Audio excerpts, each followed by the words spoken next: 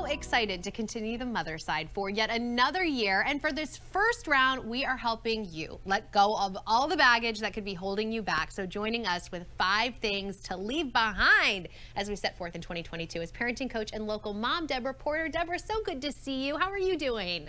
Good morning. I'm great. Happy New Year. Happy New Year. 2022 is here. And I think that, so many of us, all of us in general, but especially moms, there's so many things that you say we should let go of. What is one of the biggest things for you? One of the big things that we really should let go of and leave in 2021 are blurry boundaries. And for moms, this is a real issue because many times we're trying to be all things to all people. So we don't want to say no. We don't want to hurt anyone's feelings. But what happens is blurry boundaries lead to unrealistic or unmet expectations, vague communication. It can lead to misunderstandings and assumptions. And so this year we want our yes to be yes, our no to be no. And it's okay. There are things that we're not going to be able to do. There are parties or events we're not going to be able to show up at. And choosing to let those things remain vague really creates additional pressure and stress that we then have to deal with. That's so true. And I think boundaries, people are hearing more and more about it, but that practice of setting those boundaries, so important. Deborah, we have to talk about mom burnout because I feel like I almost feel like some people think of it as like a badge of honor. You know what I mean? I do know what you mean. And here's the thing, we feel that, burnout is unavoidable, right? Yeah. We're all going to burn out. But I think what we're missing in this piece is that if you're really experiencing burnout, that means that your self-care you've made optional. And when I talk about self-care, I'm really not talking about like getting your hair done, mani-pedi. Like I think those are more maintenance than self-care. When I talk about self-care, I'm talking about internal. I'm talking about how you talk to yourself. I'm talking about the negative mantras that we let go on in our heads about ourselves. I'm talking about normalizing rest and caring for yourself. We may not be able to get the 8 hours of sleep we want every night, but we can get in the bed or we can quiet ourselves. And so we've really got to determine that right now, self-care is not optional, especially as a result of the past couple of years we've had. Like it's been Groundhog's Day over and over again, and we still don't exactly know what the next several weeks are going to look like. So normalizing taking care of yourself. And I know everybody's like, well, are you going to come watch my baby? Then how is that going to look? But it's got to be something that's non-negotiable. You got to have this conversation with your partner and with your village and the people that are there to support you. Oh, so well said as well. Let's talk about the fear of not being enough and leaving that behind in 2021. I think a lot of moms can relate to that.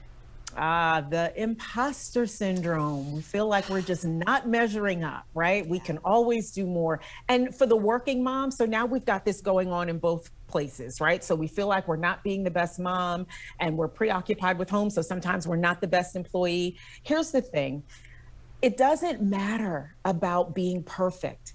And I think fear of not being enough, what we're really struggling with is things not being perfect. Newsflash, it's never going to be perfect. Life was not meant to be perfect. Life is made up of all those little imperfect moments. Well, if I was taller, that was my thing. I was wanting to be taller as a little girl. Or if I'm thinner, or if I'm a better wife, or if I'm like the mom next door. Listen, comparisons are going to get us nowhere. So here is what we want to do. We want to be able to celebrate the wins, big or small. I remember when my kids were little, there were some days I could lay down and say, well, I fed them and they were clothed. It was a good day. Celebrate the wins, big or small. Yes. All right. Since we're running a little bit out of time, why don't you leave us with your last 2 tips for us, please? So the last 2, rushing the process. This is when, and moms do this better than anybody. I'm fine. It's fine. Everything's fine. It's okay that it's not fine. And a really great way to be able to express that is to just say, you know what, I'm not at my best today. Or I just don't want to talk about it right now. Just give me a minute and let me process it. But let's leave behind saying it's fine when it's not fine. We do that so well. And everybody around us knows she's not fine. She's saying it, but she's not. And then the last one is cluttered emotions. When we hear clutter, you all were talking a little bit about it in the last segment. When we hear clutter, we usually think closets, junk drawer, pantry. I'm talking about emotions. I'm talking about the haze that's created that we then look at the world through, about past hurts, past disappointments, letdowns.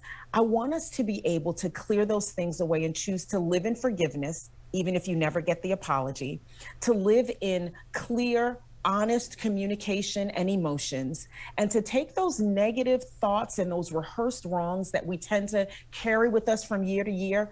Let's let that baggage go. I'm asking all the moms that I work with, let's pack light in 2022. Let's not create extra baggage, extra stress. Let's pack light this year. Deborah Porter, I needed that. Thank you so much personally, and for all of our viewers out there. Really great stuff. Make sure that you follow Deborah Porter on social media and visit our website, deborahporter.net. Happy New Year. Thank you so much for bringing all of that to us. All right.